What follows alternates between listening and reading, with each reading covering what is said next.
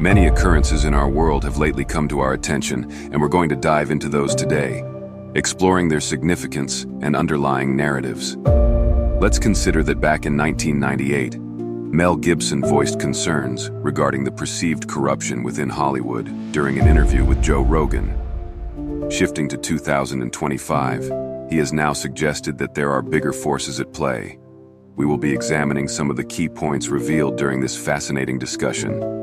To begin, we notice a resistance coming from secular Hollywood. There, Christianity, for some reason, seems to be the only faith tradition that it's socially acceptable to openly critique or even to disparage. There are vast spiritual dimensions. There's both goodness and evil. These forces are battling for the essence of humanity. This raises a vital question. Why do we, with all of our flaws, matter so much in this cosmic struggle? Why is humanity the focal point of this conflict amongst powerful realms?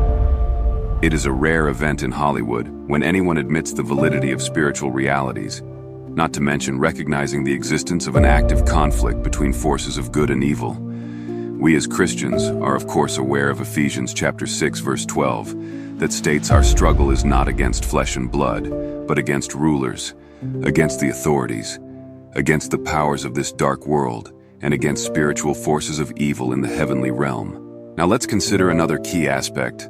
Mel Gibson, as a filmmaker, has suggested that he views the gospel as historical fact, supported by evidence. Also, verifiable historical accounts outside the Bible that also validate that the person of Jesus existed. Moreover, the fact that each of the apostles chose death rather than to denounce their faith in Jesus is another key aspect to consider. No one sacrifices their life for a known deception. It's an interesting idea to consider, isn't it? The unwavering convictions of the disciples, the apostles, and their willingness to suffer excruciating deaths, all because of Christ, should inspire us to contemplate. In their martyrdom, we see a profound testimony to the reality of Christ and his resurrection. They clearly arrived at a point of realizing that Jesus truly did overcome death and is, indeed, alive today. 2 decades in the past, one of the most successful Christian films came to the big screen. But now, 20 years on, there's some news that may shock many who enjoyed that initial picture. But before that, let's consider this. We see an unprecedented volume of symbolism within many music videos and content.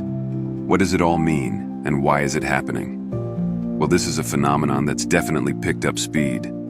Having committed my life to the Lord in 2009, I have always felt something was out of sync with all of this. I could never put my finger on it exactly. But once you step back for an overview, we come to the realization that they're all aligned, each pointing to a darker figure that Christians would recognize as Satan, or the adversary.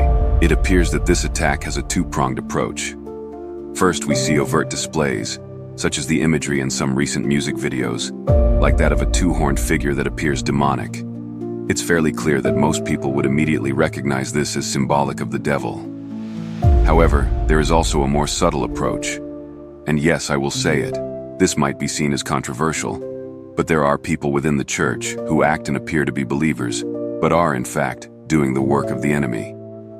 If you look at contemporary entertainment, there is a definite trend, an unmistakable theme, in the messaging, the symbolism, and a pattern of normalizing what the Bible states is wicked and sinful. Let's keep that in mind. In 2004, The Passion of the Christ was released. It was a film that portrayed the last 12 hours of Jesus of Nazareth's life prior to his crucifixion. Since then, no Christian film has achieved the same level of success.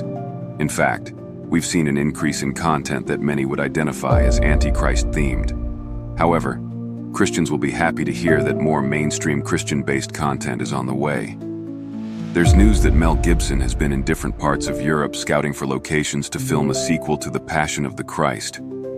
This news will fill many with excitement, as the secular entertainment industry has become known for blaspheming God, ridiculing Christianity, and promoting an abundance of ungodly entertainment. The Christian Post published a piece titled, "Satan in Hollywood: Why the Rapid Increase of Devilish Themes in Entertainment Matters."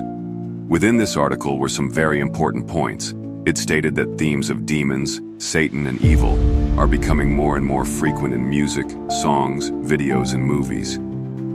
This makes one wonder why this is important. The thing is that the devil doesn't appear with horns and a pitchfork, but instead masquerades as an angel of light, or something beautiful and glorious. As an example, an article reviewed a rapper's new music video where she donned a demonic persona. The author cited 2 Corinthians 11 verse 14, which says that Satan disguises himself as an angel of light. A further article from Newsweek titled, "Satan is Getting Hot as Hell in American Pop Culture," raises some valid points. The author mentioned that the devil is frequently the focal point of movies, television, podcasts, and even children's books. There are Satan after-school clubs while proliferating Satanist groups have their political divisions. Aside from movies, television, books, and various video games with the devil included, there is the Satanic Temple, who boast being the only religious group that has been recognized by the IRS as a church and the court system. This is in contrast to other churches that did not need to fight court battles to be recognized.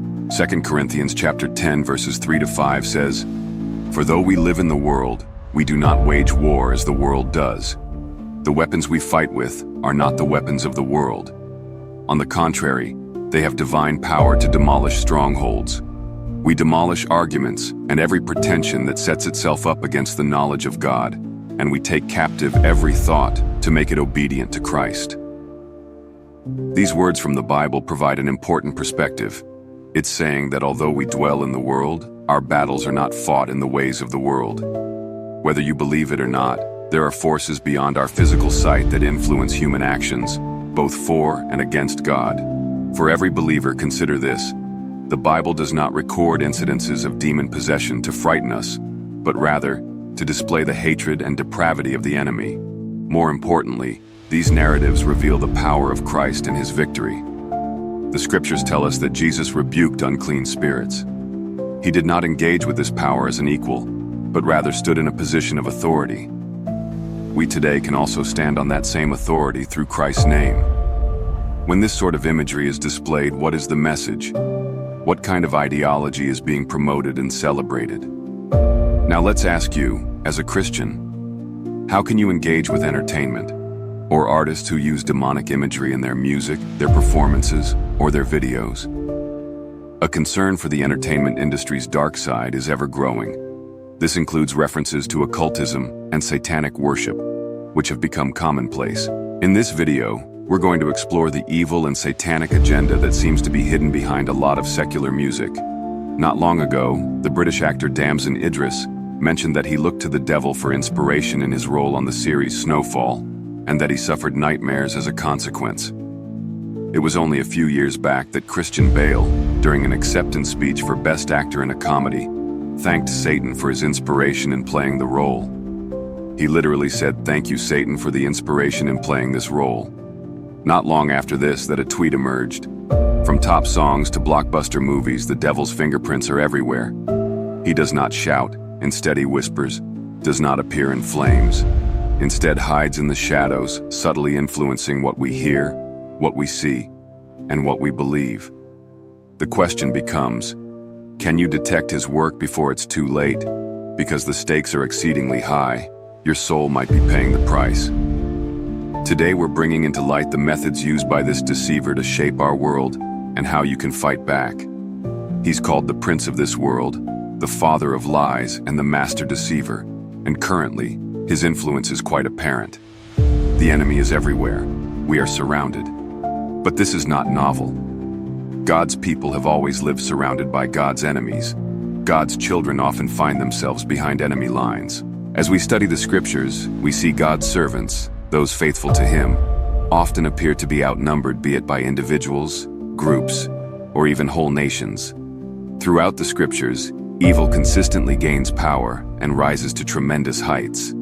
In Genesis chapter 11, we read of a great city where mankind sought to build a tower that reached the heavens to make a name for themselves. God intervened, and the place was called Babel. This was the starting point for what would become the great city of Babylon. Millennia later, Babylon wouldn't just be a city, but an empire, and God used Babylon to judge the wickedness of Judah. But Babylon was not innocent. Babylon would also face God's judgment. Babylon is frequently used symbolically to portray the arrogance and pride of those who lift themselves up against God without fear of consequences. Even though Babylon was destroyed hundreds of years ago, the book of Revelation often speaks of forces that oppose the Lord as Babylon.